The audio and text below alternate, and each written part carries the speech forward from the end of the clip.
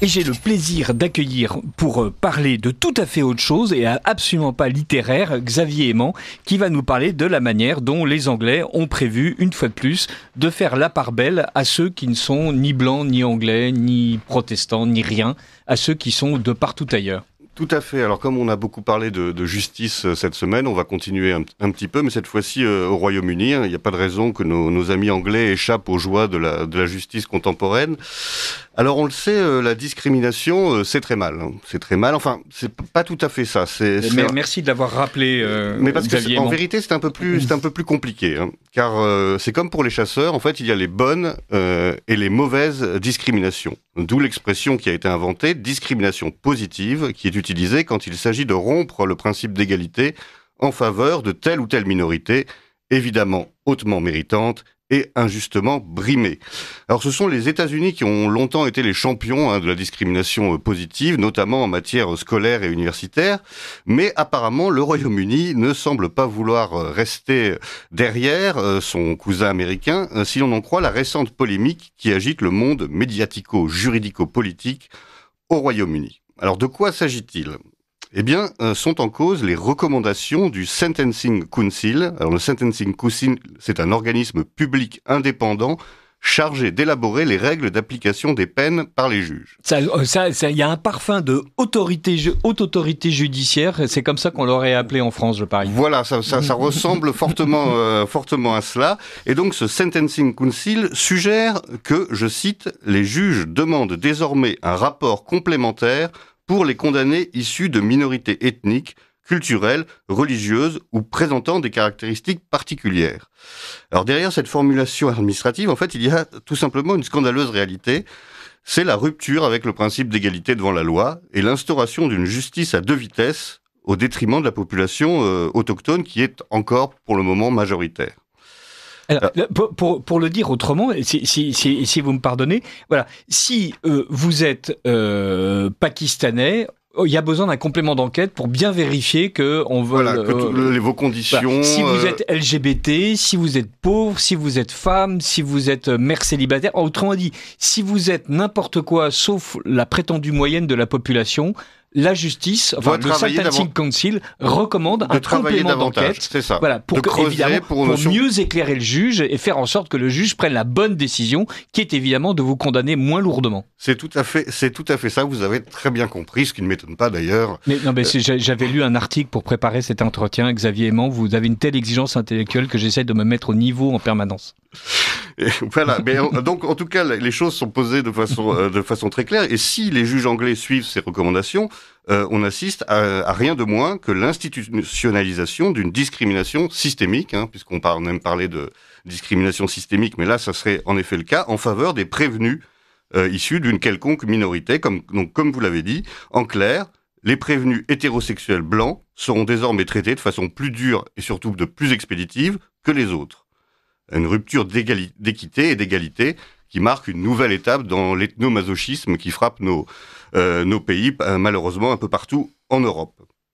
Alors cette perspective, qui est quand même totalement hallucinante, n'a pas suscité étrangement beaucoup de réactions en France. On n'en a pas beaucoup parlé. Peut-être parce qu'il y a certains militants xénophiles, pro-minoritaires, trouveraient tout à fait normal qu'on applique le même genre de règles chez nous. Mais toutefois, au Royaume-Uni, ça a quand même légitimement entraîné quelques réactions, d'autant plus que cet appel à la discrimination entre en écho avec la répression particulièrement brutale et disproportionnée qui avait frappé les manifestants majoritairement issus des classes populaires blanches, qui s'étaient révoltés cet été face au scandale des viols de masse de jeunes filles britanniques par des gangs pakistanais. Alors il y a eu des réactions, heureusement, le contraire aurait été très inquiétant, notamment le député Robert Jenrick, qui est en charge de la justice chez les Tories, qui s'est élevé contre ces recommandations, estimant à juste titre, qu'elle rendrait les peines de prison moins probables pour les personnes issues des minorités ethniques, culturelles ou religieuses, et qu'elle instituerait de fait une justice à deux vitesses. Alors la ministre de la Justice, qui est la travailliste Shabana Mahmood, a été interpellée sur cette question, et elle-même a répondu qu'elle ne défendait pas ce traitement différentiel de la loi, et qu'elle allait contacter le fameux Council pour lui demander de réfléchir et de revenir sur son changement de ligne directrice. Ce qu'elle a fait. Ce qu'elle a fait, tout à fait. Et donc, il y a quand même une opposition politique assez générale. Il y a une levée de bouclier contre ces recommandations du Sentencing Council qui, lui, se défend en affirmant que l'objectif de ces nouvelles recommandations est, je cite, de garantir que les tribunaux disposent des informations les plus complètes possibles afin de pouvoir imposer la peine la plus adaptée aux délinquants. Et ce council met en avant les disparités constatées dans les décisions de juges et les désavantages que subissent certains justiciables. Voilà. Donc, on en revient à ce qu'on disait au début. Les membres des minorités seront entourés de plus de précautions que l'anglais moyen, le britannique moyen. Alors, encore une fois, au regard de la levée de bouclier suscitée par le projet, on peut espérer que ce système discriminatoire ne soit pas, pour cette fois, en tout cas, mis concrètement en place. Mais le simple fait qu'une institution officielle ait pu envisager et formuler de telles recommandations se révèle quand même particulièrement inquiétant quant à l'état de délabrement mental et moral de nos prétendues élites qui semblent ne plus avoir d'autres préoccupations que de brimer et d'humilier leur propre peuple. Alors, merci beaucoup Xavier Aimant. Ça m'a fait invinciblement penser à ces plaidoiries d'avocats et même d'avocates, si je ne m'abuse, qui, dans plusieurs affaires en France, mettant en cause, notamment dans des délits à connotation sexuelle, des personnes issues de l'immigration, voire immigrés clandestins, mettaient en avant le fait que le malheureux qui débarquait en France et qui violait une Française ne possédait pas tous les codes. Oui, il y a une culture de l'excuse qui s'est quand même installée de façon assez dramatique dans la justice française, en tout cas du côté des avocats. Après, c'est le rôle d'un avocat de trouver tous les biais possibles pour défendre son client. Mais c'est quand même fascinant d'expliquer que voilà, au président du tribunal que si X issu d'un pays voilà qui nous renvoie plutôt du côté de l'Afghanistan que douardennaise a commis une agression sexuelle, c'est que sans doute sa culture étant ce qu'elle est, il est bien normal que le monsieur le président ou madame la présidente du tribunal tienne compte justement au titre du complément d'information qui est apporté, et que évidemment cette personne en France ne soit pas traitée comme un justiciable français qui, étant gavé de Sandrine Rousseau, doit savoir exactement quel est le respect qu'on doit aux femmes, alors que lui, étant gavé avec une autre drogue, doit au contraire être excusé de ses comportements. Les avocats sont capables d'expliquer en fait que une personne n'a pas à être rangée sous la loi commune parce qu'elle n'est pas française, ni de culture, ni de nationalité. Oui, alors encore une fois, c'est évidemment choquant d'un point de vue moral. Après, c'est le rôle, encore une fois, de l'avocat. L'avocat, il est prêt à tout, on l'a vu, on en a parlé d'ailleurs plusieurs fois ici, à inventer les histoires les plus aberrantes pour défendre son client. On avait parlé de Christophe de Chavannes qui avait été contaminé à la cocaïne en embrassant une femme. Enfin, voilà. Ce qui est beaucoup plus inquiétant, c'est quand on invite les juges à tenir compte et à intégrer cette vision des choses. Que les avocats l'utilisent, c'est navrant, mais un avocat, c'est son rôle. Qu'on invite, justement, comme c'est le cas au Royaume-Uni, les juges à intégrer cette discrimination et cette vision inégalitaire des choses, là, c'est en effet beaucoup plus inquiétant. Ce qui est encore plus amusant, c'est une façon de parler, mais c'est de voir que ce genre de propos qui relativise finalement certains crimes au nom des appartenances culturelles, a lieu dans un pays qui est censé se gargariser de féminisme, de protection de la femme, de défense de la femme. Alors apparemment, c'est valable seulement pour certaines catégories de population, quoi. C'est-à-dire que dans un cas, siffler une jeune fille dans la rue, ce qui est très mal, c'est une agression sexuelle. Dans un autre cas, passer à l'acte, c'est pas très grave parce que c'est quelque chose qui est... on ne possédait pas les codes qui nous permettaient de comprendre que c'est pas bien en fait d'agresser physiquement une jeune fille. Donc on est en effet dans une dichotomie totalement lunaire, quoi. Dans ce conseil des jugements, Sentencing Council, il y a aussi comme la résurgence du droit coutumier. À l'époque des empires, qu'il s'agisse des possessions des Hollandais du côté de l'Indonésie, qu'il s'agisse de la France au Maroc, ou qu'il s'agisse de l'Angleterre, non, même pas l'Angleterre, généralement a été assez réticente au droit coutumier, il y avait l'idée que on doit juger les populations locales en fonction aussi de la manière dont localement le droit est compris et appliqué. Donc là, on a l'impression que le Sentencing Council décide de considérer que quelqu'un qui suit la charia doit être jugé selon les règles de la charia et que quelqu'un qui suit les règles en faveur sur la planète Zoltan doit être jugé en fonction de ce qu'on connaît du droit de la planète Zoltan. Oui, et c'est un peu le problème de la colonisation inversée, c'est-à-dire que ce qui était appliqué aux colonies maintenant va être appliqué sur notre propre sol. Parce que ce relativisme juridique, on peut en effet le comprendre partiellement quand on va dans un pays étranger, en l'occurrence on le colonise, et qu'on adapte un peu nos lois à ce qu'on a trouvé sur le terrain. Ça me paraît pas aberrant parce que on est chez eux d'une certaine façon. Mais là, c'est le problème inverse, c'est-à-dire que les populations importent chez nous leur tradition juridique ou leur tradition culturelle ou leur spécificité et nous les impose sur notre propre sol. Donc c'est vraiment en effet la colonisation inversée qui finit par être prise en compte par les autorités de l'État ex-colonial qui devient colonisé. Et alors, moi, je suis un peu partagé, je vous avoue, sur cette décision du Sentencing Council, parce que d'un côté, ça défavorise les Anglais, et de l'autre, ça favorise les minorités. Donc, il y a toujours une tension, quelque part, qui se crée en moi. Mais d'un autre côté, ce qui est assez fascinant, c'est qu'il y a cet aspect où il y a, de la part de cette gauche en général, la dénonciation d'un racisme systémique et juridique. C'est-à-dire qu'en fait, l'idée est que, comme les lois ont été faites par les Blancs, par des hommes blancs, en fait, elles seraient destinées aux hommes blancs, et donc, en fait, elles auraient quelque part une défaveur quelque part sur les minorités, sur les femmes, etc. Les femmes qui ne sont pas une minorité, rappelons-le au cas où, parce que visiblement c'est généralement oublié, mais d'un certain côté, on n'a jamais pu prouver qu'il y avait des conséquences de ces systèmes juridiques sur les minorités et les femmes, et d'un autre côté, pour le coup, ce qui se passe en Angleterre, c'est qu'il y a justement une application pour le coup concrète et indiscutable de ce forme de racisme systémique d'une certaine façon. C'est-à-dire que, en l'occurrence, il y a pas de débat possible sur la question, sur la question, contrairement à ce que prétend la gauche pour le système qui serait patriarcal, blanc, etc.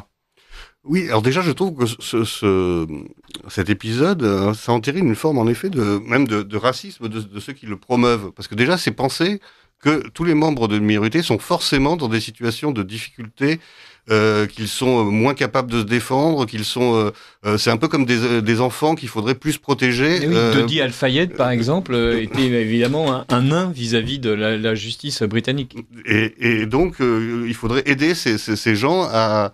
donc, c'est quelque part intégré qu'ils ont une forme d'infériorité, entre guillemets, par rapport à d'autres prévenus. Donc, finalement, l'antiracisme fait preuve d'une certaine forme de racisme en acceptant pas que chacun doit être traité de la même façon et en traitant les membres des minorités comme quasiment en effet des mineurs sous tutelle, quoi, quelque part, qui ont besoin de plus d'aide que les autres. Mais Maëlys, vous qui êtes du Sud, est-ce qu'il y a une coutume locale dont vous aimeriez qu'elle vous serve d'excuse d'une manière générale lors d'un comportement répréhensible ? Par exemple, les festaïrs ont l'habitude d'être beurrés comme des petits lus, ronds comme des queues de pelle. Est-ce qu'on pourrait exciper d'une culture locale qui permettrait, lors des fêtes taurines, en fait, de se comporter d'une façon totalement sauvage sur la voie publique, au nom justement de ce complément d'information qu'on apporterait au juge ? Comme quoi, c'est bien normal d'être bourré.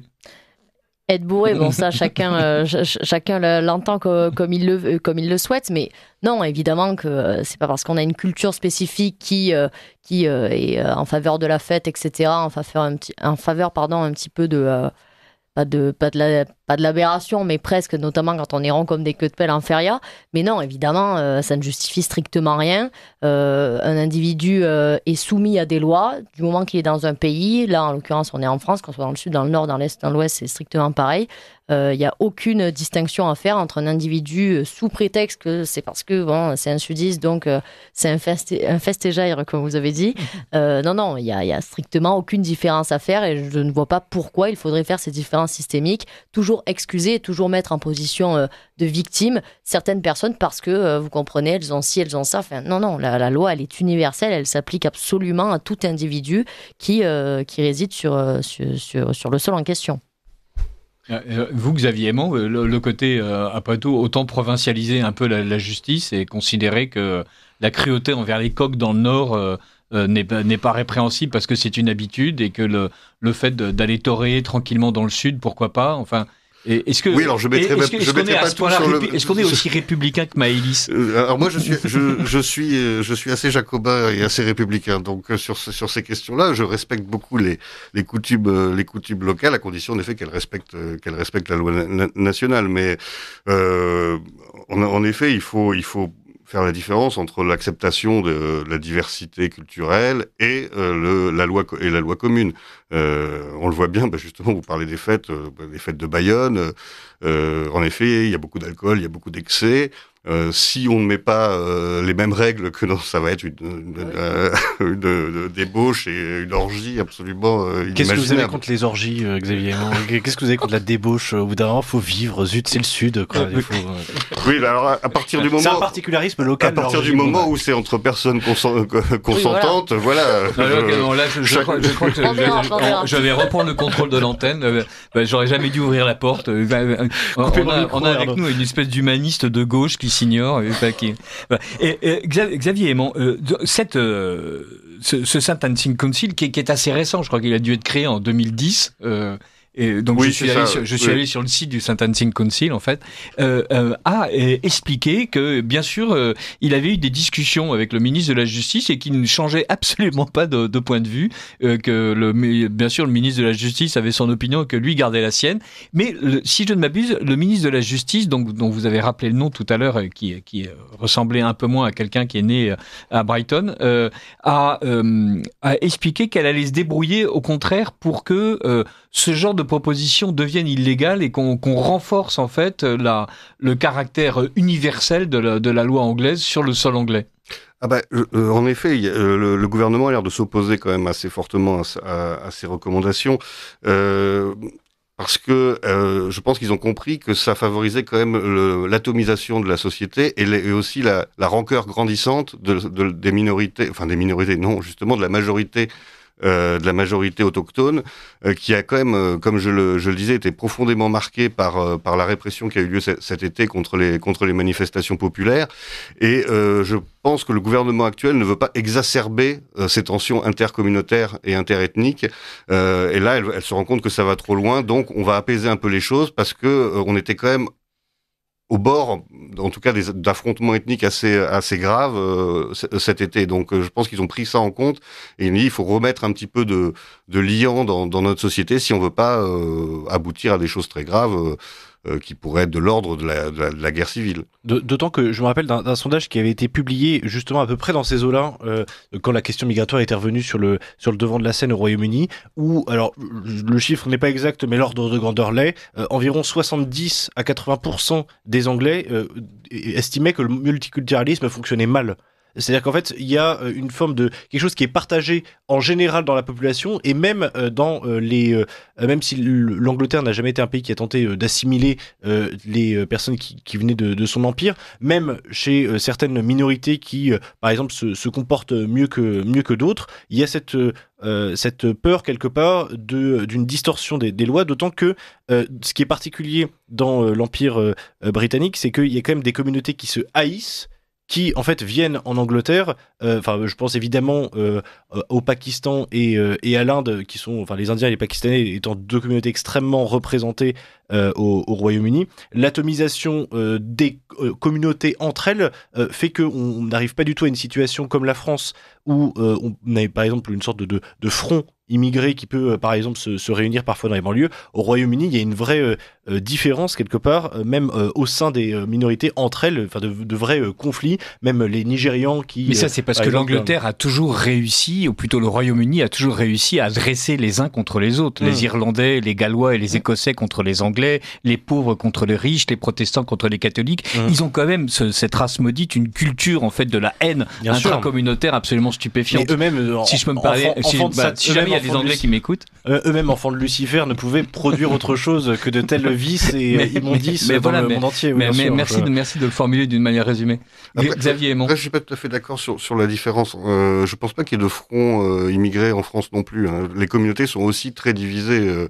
On voit déjà entre quartiers, ils ont du mal à s'entendre. D'ailleurs, la plupart des morts et des rixes ont lieu entre quartiers. Les ethnies ne s'entendent pas entre elles. Je pense pas qu'il y aura demain un front de la communauté chinoise, allant de la communauté chinoise à la communauté sénégalaise. C'est quand même aussi très archipélisé l'immigration. Mais en Angleterre, ce qui est vrai, c'est que c'est peut-être encore plus marqué que chez nous. Et j'en reviens juste un instant sur ces émeutes qui ont eu lieu cet été, qui avaient justement montré à quel point cette société était fragmentée. Ça avait été très peu relayé. En France. On avait fait plusieurs reportages nous pour le site de la revue Éléments, mais il y avait très peu de médias qui avaient repris l'information. Il y avait des groupes armés communautaires ethniques, et notamment musulmans, qui s'étaient organisés pour faire face aux manifestants autochtones et qui étaient protégés par la police. C'est-à-dire que pendant que la police matraquait la working class anglaise, elle défendait des groupes de musulmans qui étaient armés dans leur quartier. Donc on avait vraiment vu une sorte d'inversion de la priorité des forces de l'ordre, qui défendaient plutôt les minorités ethniques que la population locale. Et je pense que ça a profondément quand même marqué les esprits au Royaume-Uni. Merci mille fois Xavier Aimant de nous avoir éclairé sur cette dérive supplémentaire du système européiste.